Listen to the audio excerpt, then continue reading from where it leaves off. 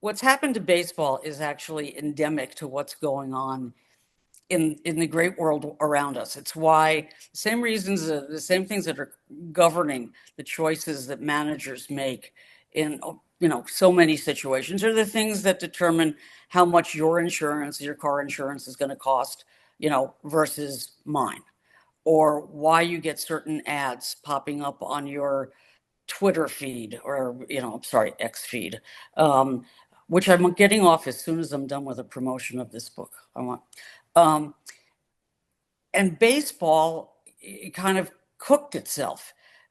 Baseball is the game that started collating, collecting, organizing numbers from the get-go. It was Chadwick's scoring system, invented in, I'm going to get this wrong, 1877 or 1878, which he did in order to prove to the guys back in England that baseball was as serious a sport as cricket, right? So baseball has what no other sport had, and which some professors of informatics tell me industries, were playing catch up to baseball.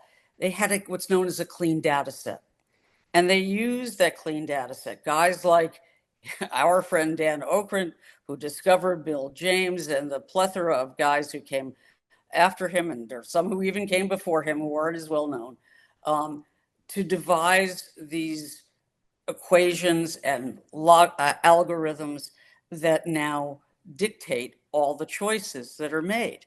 Well, that's just the same thing that's happening everywhere today.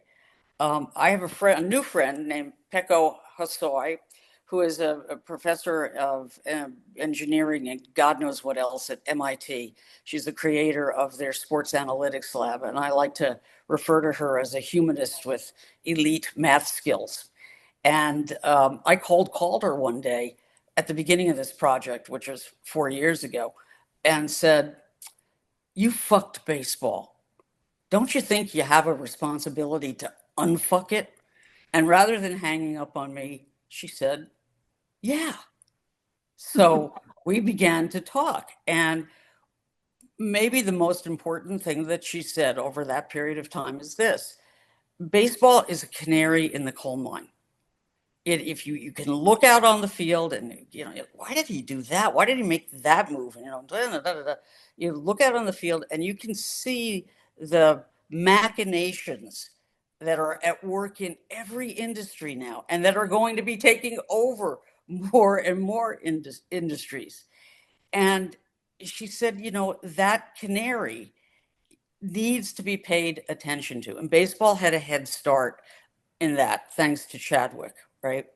And then it so happened that the numbers and the attempt to rule baseball simply through numbers began in baseball earlier, because they had this clean data set with Moneyball and Michael Lewis's book about Billy Beane that was published in 2003. But Pecco said, here's the problem. The people who create these algorithms, most of them men, but there are some women. They're smart young guys, and let me tell you, I don't understand a word. They can repeat it to me ad infinitum, and I just don't get it. I mean, I got a 300 on my math GRE when you got 200 points for writing your name. So these guys are creating stuff. To the guys who are doing it today, she said, they're very smart and they're creating really great algorithms, but they don't know baseball. And more importantly, they don't think it's important to know baseball. That's called domain knowledge. In other words, knowing what the fuck you're talking about. And they don't. They don't understand the textures and the subtleties and the, plethora, the infinitude of things that can happen in a baseball game. For instance, referring back to this World Series, that ball that wedged underneath the fence, which is actually not a fence, it was a padded wall in Toronto. And the Dodger center fielder, a defensive substitution, immediately he knew the rule. And he went out and put his hands up, because it was a ball that, he was saying the ball is not in play. And if it had been, if he had to play it, or if he had reached in, it would have gone Toronto's way, and it didn't. It played to the Dodgers' success.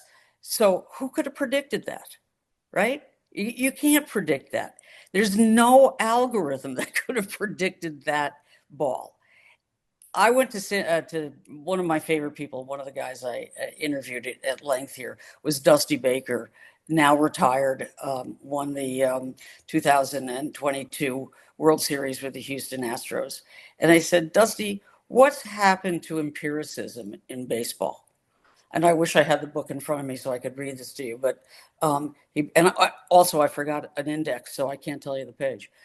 He said, "Let me tell you, Jane." He said, "When some of those, well, young ass boys come down here with their iPads and they say, your eyes don't know what they're seeing." Now, this is a man who's been in uniform for over 7,000 games, but as a player, a coach, and a manager. And they're saying to him, your eyes don't know what they're seeing, and worse, your eyes will lie to you.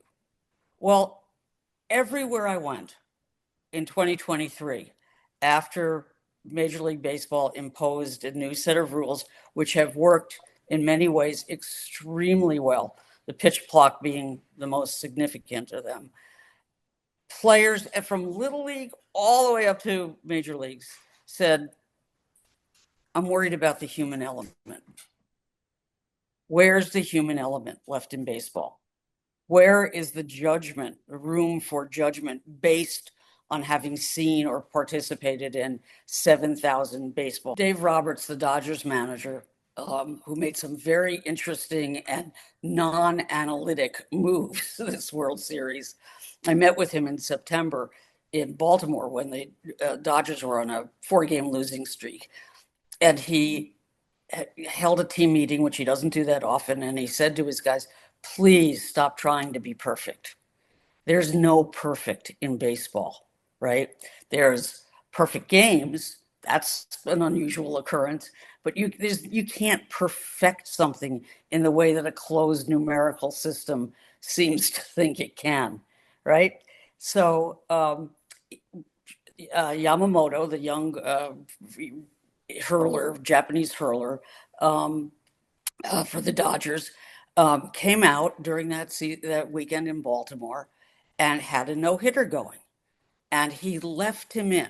Now, partly this is because the Dodgers bullpen was so destroyed by elbow injuries this year, as are many teams. The Mets were destroyed. Yankees had 4 guys, I think, with elbow surgery of one kind or another. But he let him stay in. When it was time for the 9th inning and he had a no-hitter, he sent him back out. And I thought, oh, I'm responsible for that, because I yelled at him in a dugout and said, Dave, the number of games in which that have been foreshortened by managerial changes of pitchers, no-hitters and perfect games where guys have thrown at least 6 or 7 innings. The predominant number of them have been in the last 20 years, right? I have the number in the book, and I can get it for you if you'd like. So I was shocked that he sent him back out there, right? So what happens? Yamamoto gets 2 outs in the 9th, and then Jackson Holliday, the #1 draft choice for the Orioles a couple of years ago, comes out and he hits a wall scraper, a home run that went just over the center field fence, just over the center field fence at Camden Yards, and into a place where there was no way that an outfielder could bring it back, because there are a lot of those plays this day. You see guys reaching over, like the one that in the World Series this year, from where the other guy where the center fielder tackled the left fielder. So he lost the no-hitter, and he lost the game with one swing of the bat. People said, oh my God, Dave did the wrong thing. He should have gone with the analytics, da, da, da, da, da. No, it was a great baseball moment, and people loved it. It was one of the great games of the season. Flash forward to the Yankees and the Red Sox in their round of the playoffs this year. And out of nowhere comes a Yankee pitcher, Cam Schlittler, from New England, who nobody's heard of, basically. And he comes out and throws 7 shutout innings. I think he gave up maybe 4 hits. And everybody assumes his day is done. He's already exceeded the average for starting pitchers by 2.2 innings. And lo and behold, Aaron fucking Boone, as he is known in the great state of Massachusetts, sends him back out there for the 8th inning. There was a roar at Yankee Stadium. And as one of the guys in the ESPN booth said, this is a roar because of what people want to see. They're telling baseball, this is the kind of game, this is the kind of pitching we want to see. And they weren't just rewarding Cam Schlittler for what he had done, it was for what he was being allowed to do. So there's a real lesson in that, and a lesson in Yamamoto throwing a complete game in the World Series. And maybe those are signs that some balance will start to come back into the game. Because I really think that when baseball lost the ability to tell its stories, its best stories, the perfect games, the no hitters, there's so many home runs now. It's like I barely look up. I was shocked to find myself agreeing with Alex Rodriguez in a post-game show. It may have been after that Cam Schlittler game, though I could be wrong, in which he said, home runs are boring. And I went, oh my God, I can't believe he said it. I said it first in the book. It's true. They're so ubiquitous because baseball is run according to what's known as the 3 true outcomes. The statisticians and the mathematicians and have whittled down the game to the 3 things that matter most: a home run, a walk, and a strikeout. And it's like taking the full box of Crayola crayons and squishing it down to the 4 primary colors. Only this time it's 3. And it's reduced the game to just, sameness over and over and over again. And you saw in this World Series bunts. My God, bunts are wasted out. Just ask any analytic guy. He'll tell you they bunted. That's throwing away an out. And numerically over a long period of time, that is a waste of an out. Don't do it. So maybe we're starting to see, some reversion to, sanity.